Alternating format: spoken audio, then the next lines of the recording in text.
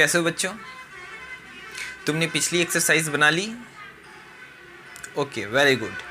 हम लोग पिछली बार 8.3 एक्सरसाइज जिसमें हमने क्या पढ़ा था, कॉम्प्लीमेंट्री एंगल्स से रिलेटेड प्रॉब्लम्स हमने बनाए थे। इस बार ये जो कि ट्रिगोनोमेट्री का हमारा आखिरी एक्सरसाइज होगा, इस एक्सरसाइज में हम क्या पढ़ने जा रहे हैं? ट्रिगोनोमेट्रिक आइडेंटिटीज़ के बारे में पढ़ने जा रहे हैं बाबू। ये आइडेंटिटी क्या होती है? ये आइडेंटिटी एक तरह की पहचान है। जैसे तुम्हारी आइडेंटिटी होती है ना, तुम्हारा पहचान होता है, तुम्हारा I card, voter ID card, Aadhaar card, that's all are your identities. या तुम्हारे पिता माता, तुम कहते हो ना, जब कहीं जाते हो कहीं तो तुमसे पूछते हैं तुम्हारे पिताजी का नाम क्या है, दैट्स व्हाट योर आइडेंटिटी। जब तुम अपने पिता का नाम बताते हो तो पहचान जाते हैं, हाँ अच्छा उनके बेटे हो, तो तुम्हारी एक पहचान वहाँ से बनती है। ठीक वैसे ही ट्रिगोनोमेट्री में आइडेंटिटीज़ का क्या मतलब है, यहाँ किस पहचान की बात हो रही है, तो अब हम जानते हैं कि ट्रिगोनोमेट्रिक आइडेंटिटीज़ में क्या बात करते हैं। तो तैयार हो? चलो, तो देखो हमारे पास जो क्लास 10th में हमें आइडेंटिटीज़ पढ़नी है, उसमें हम 3 आइडेंटिटी पढ़ेंगे। क्लास 10th में हमें इसी 3 आइडेंटिटी की आवश्यकता है।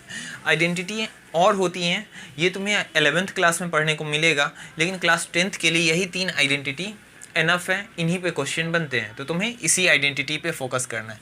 पहली आइडेंटिटी क्या है? Sine square theta plus cos square theta बराबर 1। दूसरी आइडेंटिटी क्या है? तो है हमारे पास sec square theta minus tan square theta बराबर 1। और जो आखिरी है वो क्या है? Cosec square theta minus cot square theta बराबर 1। तो आखिर ये आइडेंटिटी क्यों साइन का कॉस के साथ कॉम्बिनेशन किया गया? क्यों इन दोनों का स्क्वायर जो है 1 के बराबर होगा? क्यों सेक स्क्वायर थीटा में से tan घटाएंगे तभी जो है 1 के बराबर होगा, या कॉसेक में से कॉट घटाएंगे तो 1 के बराबर होगा? तो और जानते हैं इस बात को, हम लोग एक एक करके एक एक का प्रूफ देखेंगे कि आखिर ये कैसे काम करते हैं।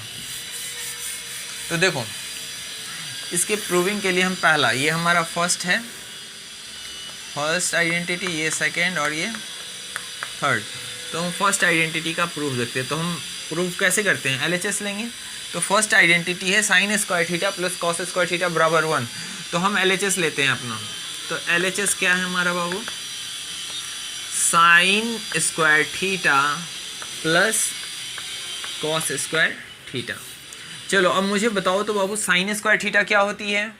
Perpendicular by hypotenuse. चूंकि साइन का स्क्वायर है तो क्या हो जाएगा? परपेंडिकुलर का भी स्क्वायर और हाइपोटेनस का भी स्क्वायर, प्लस कॉस थीटा होती है बेस बाई हाइपोटेनस। अब कॉस पे स्क्वायर है तो इनके बेस पे भी स्क्वायर और हाइपोटेनस पे भी स्क्वायर आएगी। कोई दिक्कत यहाँ तक बाबू? अब देखो, डिनोमिनेटर में एच स्क्वायर है, इसका मतलब एलसीएम केवल क्या होगा बाबू? एच स्क्वायर होंगे। अब यहाँ ऊपर जब सेम होता है डिनोमिनेटर, तब ऊपर वाली चीज़ें बस वैसे ही आ जाती है। तो ये क्या हो जाएगा? पी स्क्वायर, बीच में प्लस साइन तो प्लस बी स्क्वायर। अब जिन्होंने भी पैथागोरस थ्योरम पढ़ा होगा वो जानते हैं कि परपेंडिकुलर स्क्वायर और बेस का स्क्वायर किसके बराबर होता है? हाइपोटेनस के स्क्वायर के बराबर। अब हाइपोटेनस बाई हाइपोटेनस कट जाएगा, वैल्यू क्या आ जाएगी? 1। तो समझ पाए बाबू कि ये आइडेंटिटी जो है सो किस तरीके से वैल्यू 1 देती है। अब कहोगे कि ठीक है सर, वैल्यू तो 1 देती है, लेकिन कुछ और प्रूविंग कीजिए। ठीक है, तो देखो मैं तुम्हें कुछ और तरीके से बताता हूँ कि ये आइडेंटिटी कैसे है और सब जगह वैलिड क्यों। आइडेंटिटी का मतलब कि जो सब जगह वैलिड हो, कहीं भी लगा दो उसकी वैधता नहीं बदलेगी। ठीक है, जैसे मैं अभी तुम्हें एक एग्जांपल से इस बात को समझाऊं। ये तुमने उतार लिया, अच्छा चलो यही मैं समझाता हूँ। एक और एग्जांपल लेते हैं, ले लो थीटा की वैल्यू ले लेते हैं हम 30 डिग्री। तो रख दो यहाँ पे साइन थीटा और कॉस थीटा की जगह हम वैल्यू रखेंगे। जब थीटा 30 हो तो क्या ये 1 वैल्यू देंगे हमें?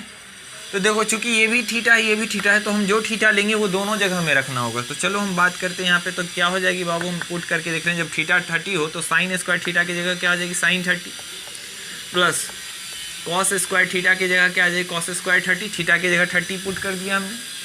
साइन 30 की वैल्यू 1/2। साइन पर स्क्वायर है, इसका मतलब इस पर क्या आ जाएगा? होल स्क्वायर आ जाएगा बाबू। प्लस कॉस 30 की वैल्यू होती है √3/2। इस पे स्क्वायर है तो इस पे भी स्क्वायर। अब जब स्क्वायर करेंगे तो 1/2 का क्या रिजल्ट आ जाएगा बाबू? 1/4, 1 का स्क्वायर 1, 2 का स्क्वायर 4 प्लस √3 पर मैंने बात की थी कि जब कोई रूट अंडर में होता है, स्क्वायर रूट के अंडर में होता है और उस पर स्क्वायर करते हैं तो रूट हट जाता है, तो 3 तो रूट से बाहर आ जाएगा और 2 का स्क्वायर क्या हो जाएगा 4। अब देखो बाबू फिर से डिनोमिनेटर सेम है तो 4, ऊपर में क्या आ जाएगा 1 + 3। ये बताओ 1 + 3 क्या हो जाएगी बाबू 4/4। कट के रिजल्ट क्या दे देंगे 1। देखो ये 30 डिग्री पे सेटिस्फाई किए। तुम चाहो तो दूसरे एंगल पे भी चेक कर सकते हो। जैसे अगर दूसरे एंगल पे इसको चेक करना हो, मैं एक बार थीटा क्या ले लेता हूँ 60 ले लेता हूँ। चलो थीटा 60 पे भी लेके उस आइडेंटिटी को चेक करो। अगर एक थीटा की कोई भी ऐसी वैल्यू लेने पर अगर ये सेटिस्फाई नहीं करते बराबर 1, तो डैट मीन्स कि ये आइडेंटिटी क्या है, गलत है। अगर तुम भी कोई आइडेंटिटी ऐसी पढ़ते हो और थीटा का अगर वैल्यू तुम रखते हो और फाइनली जो RHS में है, जैसे ये हमारा LHS हुआ, ये RHS वाली चीज़ें सेटिस्फाई नहीं करती हैं तो तुम उसको आइडेंटिटी नहीं मानोगे। तो चलो हम इसको डिफरेंट एंगल पे चेक करते हैं। जैसे 60 रखेंगे तो बताओ यहाँ पे हम इसी फर्स्ट आइडेंटिटी को हम चेक कर रहे हैं बाबू, समझ रहे हो ना। तो अगर हम 60 रखें तो क्या हो जाएगा बताओ, साइन स्क्वायर थीटा की जगह 60 प्लस कॉस स्क्वायर थीटा, तो कॉस स्क्वायर 60। समझ गए। अब मुझे बताओ साइन 60 की वैल्यू क्या होती है √3/2। चूँकि साइन पर स्क्वायर है तो इस पर भी स्क्वायर आएगा, प्लस कॉस 60 की वैल्यू होती है 1/2। कॉस पे स्क्वायर है तो इन पे भी स्क्वायर आएगा। अभी हमने बात की कि जब रूट पे स्क्वायर करते हैं तो रूट गायब हो जाता है, तो 3, 2 का स्क्वायर क्या आ जाएगा 4, प्लस यहाँ पे क्या आ जाएंगे 1 का स्क्वायर 1, 2 का स्क्वायर 4। एलसीएम लेंगे आएगा रिजल्ट 4, यहाँ आ जाएंगे 3 + 1। अब इसको अगर हम सॉल्व करेंगे तो आ जाएगा 4/4, 4 से 4 कैंसिल आउट, बराबर क्या आ जाएगा रिजल्ट 1। तो देखो हमने थीटा की वैल्यू चेंज की फिर भी रिजल्ट क्या आ गया 1 आ गया। थीटा की वैल्यू 0 और 90 लेके भी मैं तुम्हें दिखाता हूँ। देखो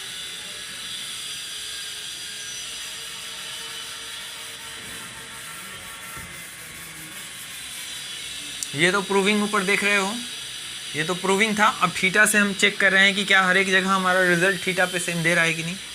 तो अब देखो यहाँ पे when theta is equal to हम ले लेते हैं मान लो 90, तो क्या हो जाएगा बाबू साइन स्क्वायर 90 प्लस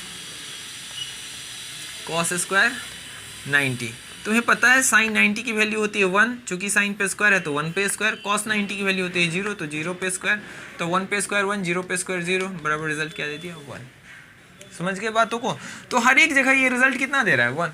अगर 0 भी रखेंगे थीटा की जगह तो भी रिजल्ट 1 ही आएगा। जैसे थीटा जब हम ले लें क्या 0, तो बताओ यहाँ क्या हो जाएगी बाबू साइन स्क्वायर 0 प्लस क्या हो जाएगी, क्योंकि हम थीटा की जगह क्या ले रहे हैं 0, तो यहाँ से थीटा हट के 0 0 लग गया। अब यहाँ देखो साइन, ये पहले साइन 0 की बात करें तो साइन 0 पे 0 होता है, स्क्वायर है तो स्क्वायर कर दो, प्लस कॉस 0 पे 1 होता है तो 1 की स्क्वायर, फाइनली 0 + 1 आएगा रिजल्ट और फिर से 1। तो थीटा की कोई भी वैल्यू तुम 45 भी रखोगे तो वही होगा। 45 भी रख के दिखा दूँ, देख लो तुम लोग। अगर थीटा की वैल्यू 45 रखते हो, साइन 45, तो साइन स्क्वायर 45 हो जाएगी, प्लस क्या हो जाएगा बाबू कॉस स्क्वायर 45। अब 45 पे जानते हो साइन 45 होती है 1/√2, स्क्वायर है तो इस पे स्क्वायर, प्लस कॉस 45 क्या होती है, ये भी होती है 1/√2, इस पे भी स्क्वायर। 1 का स्क्वायर 1, √2 का स्क्वायर क्या आ जाएगा 2। जब स्क्वायर करते हैं तो रूट हट जाती है बाबू, स्क्वायर रूट। अब यहाँ पे देखो ये भी क्या आ जाएगी रिजल्ट 1/2। एलसीएम क्या आएगा 2, ऊपर 1 + 1, ये रिजल्ट आ जाएगा 2/2, कट जाएंगे 1 टाइम्स 1 रिजल्ट। तो मैंने सारी थीटा की वैल्यू पर तुम्हें दिखा दी, कहीं भी वैल्यू डिफर नहीं की, इसलिए ये sine square theta plus cos square theta identity कहलाएगी। समझ गए। ठीक उसी तरीके से दूसरी आइडेंटिटी को हम चेक करते हैं। ठीक है, अब देखो दूसरी आइडेंटिटी हमने ले ली है, क्योंकि हमें चेक करना है कि दूसरी आइडेंटिटी जो है हमारी sec square theta minus tan square theta बराबर 1। तुम सोच रहे होगे कि पहले वाले में सर प्लस था, दूसरे वाले में माइनस क्यों किया। अभी उन सबका रिजल्ट मिलेगा कि आखिर माइनस करने पे क्या होता है। फाइनली हमें इनको प्रूव करके क्या लाना है 1 पहले लाना। पहले तो ये प्रूव करना है कि ये जो है ये आपस में बराबर LHS RHS बराबर है कि नहीं। फिर हम थीटा की वैल्यूज़ भी रख के चेक करेंगे कि क्या ये सेटिस्फाई करती हैं हर एक एंगल पे। तो चलो चेक करते हैं।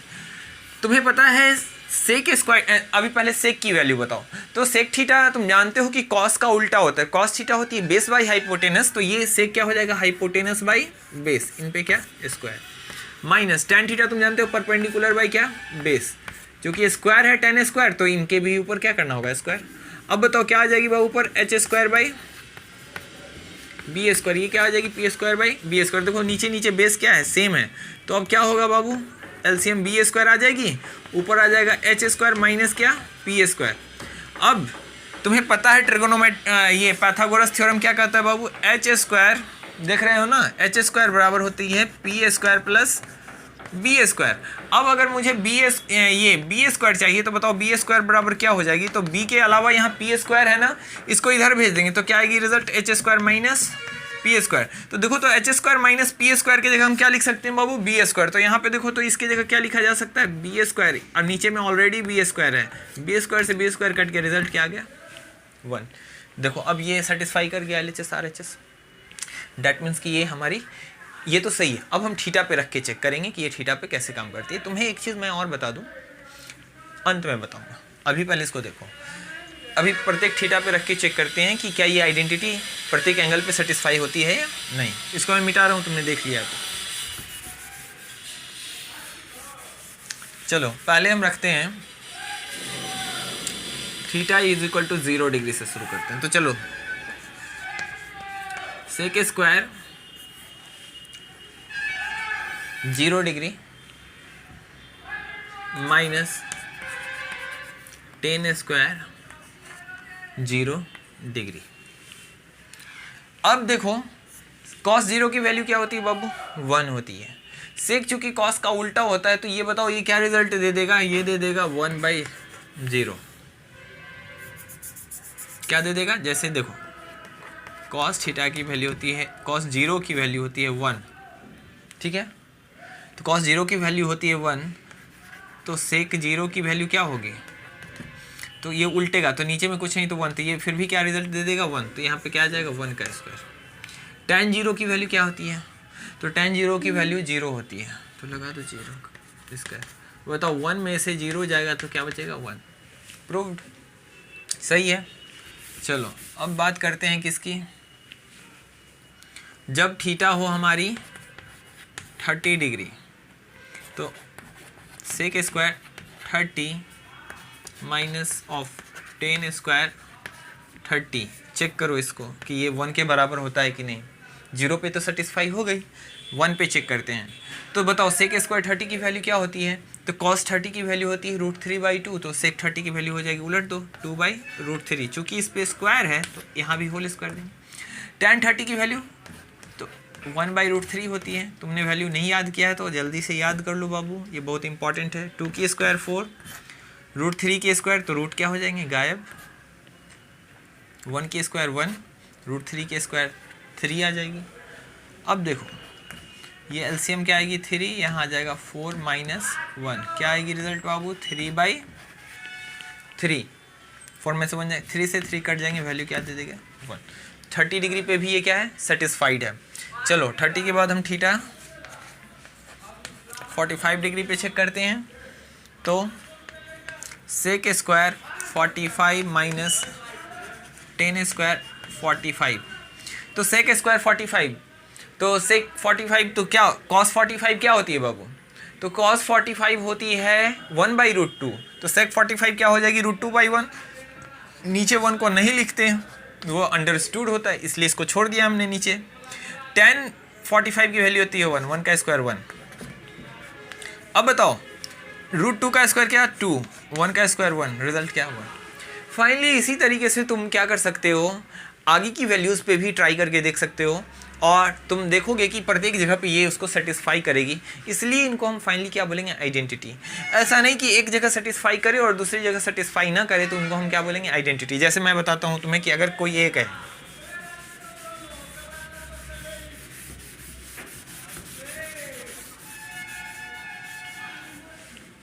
अगर कहीं ऐसा लिखा हुआ है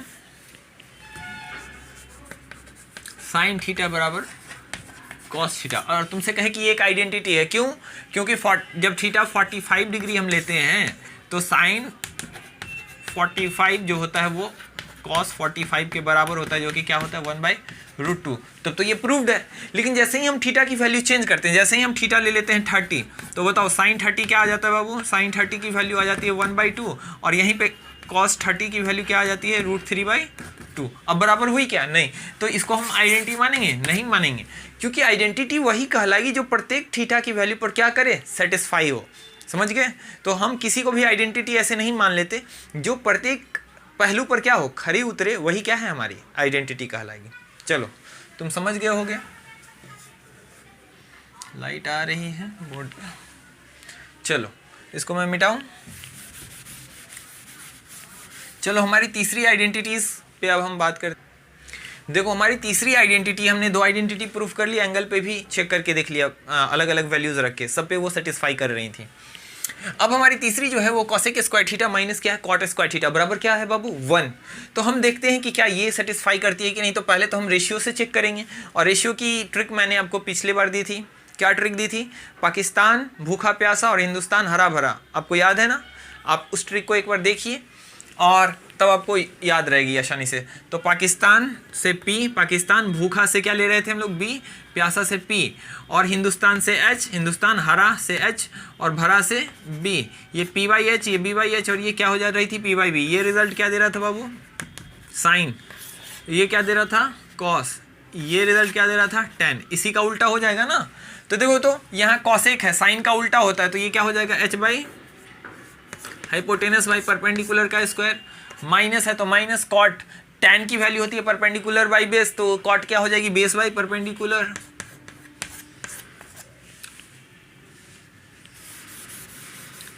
अब देखो इनको सॉल्व करो, तो ये क्या आ जाएगी, h² माइनस b² देखो बेस सेम है ना, तो एलसीएम p² ही आएगी, और ऊपर क्या h² माइनस b² हो जाएगा।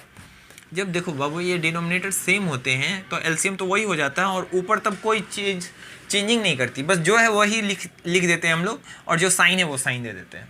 क्यों देते हैं, देखो p² से p² 1 टाइम जाएगा, 1 से गुना करोगे यही रिजल्ट आएगी। p² से p² 1 टाइम्स जाएगा तो 1 से गुना करोगे b² में वही आएगा, यही बात होती है। अब h² में से b² जाएगा तो क्या आएगा, p² आएगा बाबू। देखो जिनको भी नहीं समझ में आया वो देखो, h² बराबर अभी हमने देखा था, ऐसा समझो कि perpendicular square plus base square बराबर क्या होता है बाबू, हाइपोटेनस का स्क्वायर। अगर तुम्हें यहाँ से परपेंडिकुलर स्क्वायर चाहिए तो बेस स्क्वायर उधर भेज दो, तो h² माइनस क्या हो जाएगा, b²। जहाँ पे भी h² माइनस b² है वो p² के क्या है बराबर। यहाँ p for perpendicular, h for hypotenuse, b for base है। तो अब यहाँ पे देखो h² माइनस b² था, तो वहाँ पे हम p² रख सकते हैं ना, p² से p² कट गई, वैल्यू क्या आ गई 1। चलो ये तो यहाँ प्रूव हो गया कि ये जो हमारा है cosec square theta minus cot square theta बराबर 1। अब क्या ये एंगल पे वेरीफाई होता है या नहीं, इसको आओ हम चेक करते हैं।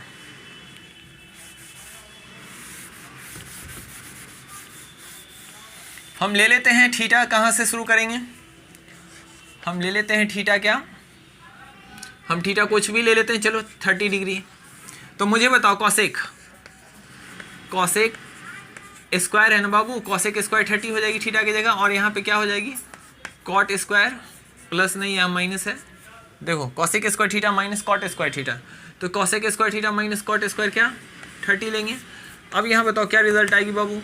तो साइन 30 की वैल्यू क्या होती है, साइन 30 की वैल्यू होती है क्या, तो साइन 30 की वैल्यू होती है 1/2। तो यहाँ क्या आ जाएगी 2/1, 1 को नीचे नहीं लिखते, 2 का स्क्वायर माइनस कॉट 30 की वैल्यू क्या होगी, तो tan 30 की वैल्यू याद करो 1/√3, तो उलट देंगे तो √3/1, तो 1 को नीचे नहीं लिखते, स्क्वायर है तो स्क्वायर, 2 का स्क्वायर क्या आ जाएगा 4, और √3 का स्क्वायर क्या आ जाएगा बाबू 3, 4 में से 3 जाएगी, रिजल्ट 1। समझ पाए, 1 दे दिया। चलो एक और एंगल ले लेता हूँ मैं, तुम बाद बाकी एंगल पे चेक करते रहना। मैं एक 60 ले लेता हूँ, जब थीटा क्या हो 60 हो, तो बताओ क्या रिजल्ट आएगा। तो पहले हम रख देते हैं, तो कॉसेक स्क्वायर थीटा के हम 60 माइनस कॉट स्क्वायर क्या 60। अब बताओ साइन 60 क्या होती है, साइन 60 होती है √3/2। तो कॉसेक की बात अगर करें तो उलट देंगे ना, तो 2 क्या हो जाएगी बाबू 2/√3 का क्या स्क्वायर। tan 60 क्या होती है √3, तो कॉट में उलट देंगे तो √3/1 होता है ना, 1 तो हमेशा, जैसे tan 60 क्या होती है बाबू, tan 60 होता है √3, √3 के नीचे कुछ नहीं तो 1 है, इसको उल्टेंगे तो क्या आ जाएगा 1/√3 इन पे स्क्वायर। अब देखो 2 का स्क्वायर क्या आ जाएगा 4, √3 पे स्क्वायर तो रूट गायब तो 3 माइनस 1 की स्क्वायर 1 और √3 पे स्क्वायर तो 1 गायब 3, क्या आ जाएंगे एलसीएम 3, 4 यहाँ आ जाएगा 4 माइनस 1, रिजल्ट आ जाएगा 3/3। अब बताओ ये कट के क्या रिजल्ट आ जाएगी 1। तो देखो इसने भी प्रूव कर दिया। बाद बाकी एंगल्स पे तुम इसको क्या कर लोगे प्रूफ कर लोगे। तो इस प्रकार तुमने समझा कि किस तरीके से आइडेंटिटीज जो हैं वो जो तुम याद करते थे केवल कि sin square theta plus cos square theta बराबर 1, आखिर क्यों ऐसा होता है। तो आज हमने जाना कि सबका प्रूविंग कि किस प्रकार ये 1 देते हैं वैल्यूज़, और क्यों हम इन दोनों का ही ऐसा ही पेयर क्यों लेते हैं, इनका यही पेयर क्यों लेते हैं, इनका यही पेयर क्यों लेते हैं। तो वो भी मैं तुम्हें अभी बता देता हूँ कि इनका पेयर मैं क्यों सेम ही पेयर लेता हूँ। क्या हम सेक के साथ कॉट का नहीं ले सकते थे, क्या हम कॉसेक के साथ कॉस का नहीं ले सकते थे। तो अभी मैं वो चीज़ तुम्हें बता देता हूँ कि ऐसा क्या। मैंने कहा था कि अभी अंत में मैं बताऊँगा। तो सबसे इम्पॉर्टेंट चीज़ जो आपको कोई टीचर नहीं बताते, मैं ये बता रहा हूँ कि क्यों ऐसा करते हैं। तो देखो इनके पीछे जो सबसे बड़ा कारण है इनका डिनोमिनेटर। हमने जिन जिनों को लिया है उन सब के डिनोमिनेटर सेम है। नहीं विश्वास होता चेक करो। पहला है हमारे पास sin square theta plus cos square theta. इनको रेशियोज में तोड़ो तो तुम जानते हो ये होते हैं p/h और ये क्या होते हैं b/h। चूंकि स्क्वायर है तो स्क्वायर टूट के ऐसा हो जाएगा, कर दो। ये बताओ नीचे में इनका h स्क्वायर और इनका h स्क्वायर सेम है डिनोमिनेटर, बिल्कुल सेम है। और ऐसा अब किसी में भी डिनोमिनेटर तुमको नहीं मिलेगा जिसके नीचे क्या हो h स्क्वायर हो। इसलिए इन दोनों को एक साथ रखा गया ताकि फिर से परपेंडिकुलर और बेस जुड़ के क्या बना पाए हाइपोटेनस बना पाए, और हाइपोटेनस से हाइपोटेनस कट जाए और वैल्यू क्या आ जाए 1। अंडरस्टैंड, ठीक है। दूसरा देखो, ये तो पहला तुमने देखा। दूसरा देखो सेक स्क्वायर थीटा क्या होती है, लो पर लिख लो, sec square theta minus tan square theta. Sec theta की वैल्यू क्या होती है बाबू, तो कॉस थीटा होती है बेस बाई हाइपोटेनस। तो ये क्या हो जाएगी हाइपोटेनस बाई बेस, उलट देंगे ना और डाल दो ना सीधे square, H square by B square minus tan क्या होता है परपेंडिकुलर स्क्वायर बाई, क्योंकि ये स्क्वायर देखो यहाँ बाबू ये स्क्वायर है इसीलिए इन दोनों पे स्क्वायर। अगर ये सिर्फ टैन थीटा होती तो पी बाई बी होता, स्क्वायर था इसलिए दोनों पे स्क्वायर। यहाँ सेक स्क्वायर थीटा था इसलिए H square by B square. अब देखो तो ये बी स्क्वायर और बी स्क्वायर सेम मिल रहे हैं तुम्हें, नीचे मिल रहे हैं। यही वजह थी कि क्या लेना पड़ा मुझे, सेक के साथ टैन लेना पड़ा। अब तुम सोच रहे हो कि ठीक है सर सेक के साथ टैन ले ली, लेकिन घटाया क्यों, और घटाया भी तो टैन में से सेक क्यों नहीं घटाया, सेक में से टैन क्यों घटाएंगे। तो यहाँ देखो बाबू, चूंकि सेक के न्यूमरेटर में हाइपोटेनस आ रहा था और टैन के न्यूमरेटर में क्या आ रहा था परपेंडिकुलर आ रहा था। परपेंडिकुलर में से हाइपोटेनस नहीं घटा सकते, परपेंडिकुलर छोटा, हाइपोटेनस बड़ा। अगर घटाएंगे तो निगेटिव वैल्यू आ जाएगी और लेंथ कभी भी निगेटिव नहीं होती है। दूसरी बात कि इसको जोड़ सकते थे, बिल्कुल जोड़ने के लिए जोड़ देते, लेकिन तब ये आइडेंटिटी नहीं बनती। जैसे अगर हम इसको प्लस कर देंगे तो अब ऊपर रिजल्ट आ जाएगा H square plus P square, नीचे आ जाएगी बी स्क्वायर। अब ये आगे कटेगा नहीं क्योंकि H square plus P square कोई ऐसा चीज़ नहीं है, क्योंकि पैथागोरस थ्योरम जो तुमने पढ़ा है वो क्या है, एच स्क्वायर बराबर P square plus B square. तो अब यहाँ पे इसको चूंकि मुझे थ्योरम में लाना, ये आइडेंटिटी बनाना है, तो आइडेंटिटी के लिए यहाँ पे प्लस रखने से काम नहीं चलेगा, ये क्या करना होगा माइनस। तो अब तुम समझ पाए कि पी में अगर हम टैन को पहले रखते सेक को बाद में, तो ये क्या रिजल्ट आने लगता निगेटिव, और लेंथ निगेटिव नहीं होती। इसलिए हमें सेक में से ही टैन को क्या करना पड़ेगा, घटाना पड़ेगा, ताकि एच हाइपोटेनस में से कौन घट पाए, परपेंडिकुलर घट पाए। और हाइपोटेनस के स्क्वायर में से जब परपेंडिकुलर स्क्वायर घटेगा तो क्या आ जाएगा, बेस का स्क्वायर आ जाएगा, बी स्क्वायर के बराबर होगा, और नीचे में ऑलरेडी हमारे पास बी स्क्वायर होगा जो कि कट के क्या रिजल्ट दे देगा 1। तो ये था यहाँ रीजन पीछे कि कैसे किन किन लोगों को लाएंगे साथ में और उनके बीच साइन क्यों है। यहाँ माइनस देंगे तभी तो हाइपोटेनस में से परपेंडिकुलर घटेगा तो बेस स्क्वायर आएगी। ठीक उसी तरीके से अगर थर्ड, ये तुम इसको नहीं समझते तो इसको ऐसे समझो, तुम्हें पता है ना perpendicular square plus base square बराबर हाइपोटेनस का स्क्वायर, पैथागोरस थ्योरम। तो मुझे बताओ यहाँ मुझे नीचे बेस स्क्वायर है तो बेस स्क्वायर बराबर क्या होता है, तो हाइपोटेनस यहाँ पहले से परपेंडिकुलर को इधर भेजोगे तो minus H square minus P square, ये वाली वैल्यू आएगी ना। यहाँ देखो दे रही है ना, यहाँ पे अगर तुम लोगे तो बेस क्या आ जाएगी बी स्क्वायर, और यहाँ आ जाएगा क्या H square minus P square. यहाँ H square minus P square को बी स्क्वायर लिखा जा सकता है, ये बी स्क्वायर तभी ना कट के वैल्यू 1, अभी हमने बात की थी। तो ये ऐसा कब आया, जब हम सेक में से टैन को घटाए, सेक स्क्वायर में से टैन को। अगर हम टैन में से सेक को घटा दे तो रिजल्ट क्या आ जाती, निगेटिव, और लेंथ कभी भी निगेटिव। जैसे देखो उल्टा अगर हम कर देते हैं, इसको देखो उलट देता हूँ, अगर किसी को ये लग रहा है कि सर tan स्क्वायर में से sec स्क्वायर घटा देते तो क्या होता, तो लो tan square theta minus sec square theta, तो क्या हो जाता बाबू, तो perpendicular square by base square. अभी भी डिनोमिनेटर, क्योंकि मैंने कहा कि डिनोमिनेटर जिनका सेम है तो चलो ठीक है, डिनोमिनेटर तो सर सेम कर दिया, अब घटा देते हैं उल्टा, तो घटा दो। तो जब घटा दोगे तो क्या आएगा, नीचे तो बी स्क्वायर आ जाएगी बाबू, लेकिन ऊपर P square minus H square.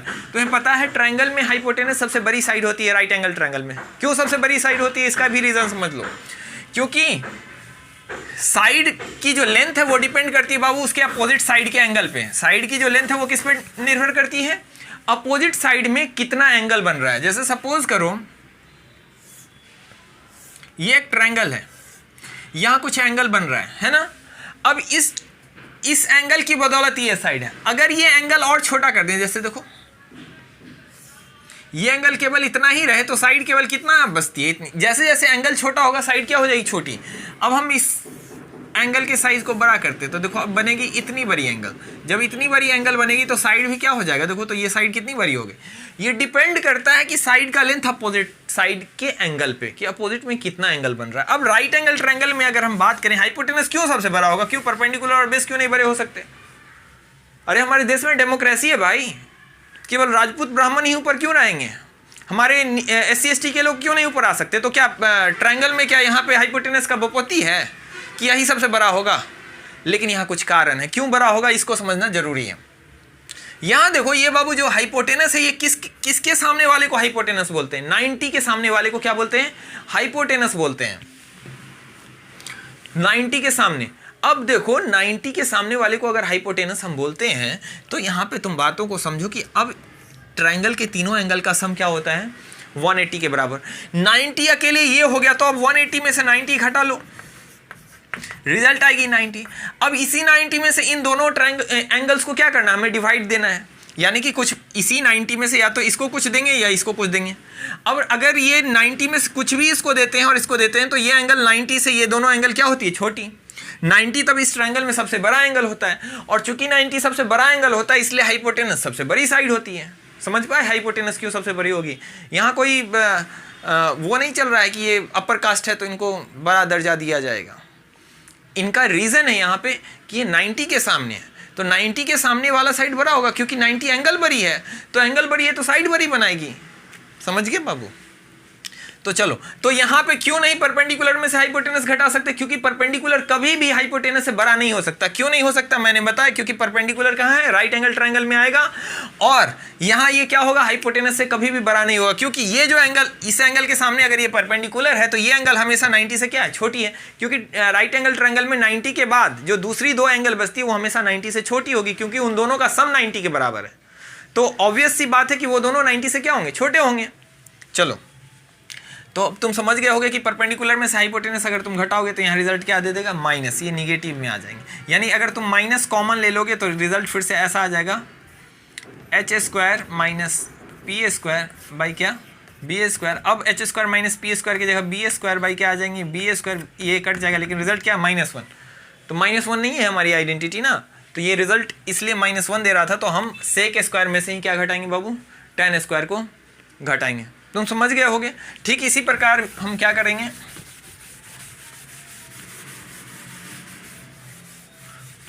अब इसी प्रकार जो हमारा लास्ट है उसका भी चेक कर लो।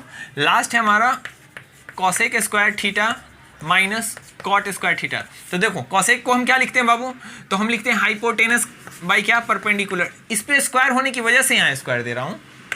अब कॉट क्या होता है, तो बी बाई पी, तो स्क्वायर है तो B square by P square. अब देखो फिर से डिनोमिनेटर इन दोनों का सेम है तो इसलिए इनको लिया गया। फिर कॉसेक में से कॉट क्यों घटाएंगे, क्योंकि कॉसेक के न्यूमरेटर में हाइपोटेनस है और इसके न्यूमरेटर में क्या है, बेस है। तो हाइपोटेनस में से तो बेस घटाएंगे तो हमें क्या मिल जाएगा, परपेंडिकुलर, और हमारा रिजल्ट कट के 1 आ जाएगा। यही वजह है कि हमने किसको, कॉसेक में से किसको घटाया, कॉसेक स्क्वायर थीटा में से कॉट स्क्वायर थीटा को घटाया।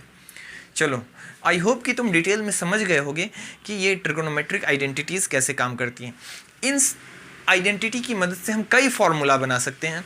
हम अगले एपिसोड में जानेंगे कि किस प्रकार इन आइडेंटिटी का यूज़ करके हम क्वेश्चंस को सॉल्व करेंगे और इनसे हम नए नए फार्मूलाज कैसे डेवलप कर सकते हैं। तब तक के लिए थैंक यू, और अपने मित्रों को बताओ और चैनल को सब्सक्राइब करो। ये मुझे कहना पड़ेगा तुम लोगों को, तेज़ी से चैनल ग्रो होना चाहिए ना। मैं मेहनत कर रहा हूँ, अधिक से अधिक बच्चों तक ये पहुँचना चाहिए। चलो ठीक है।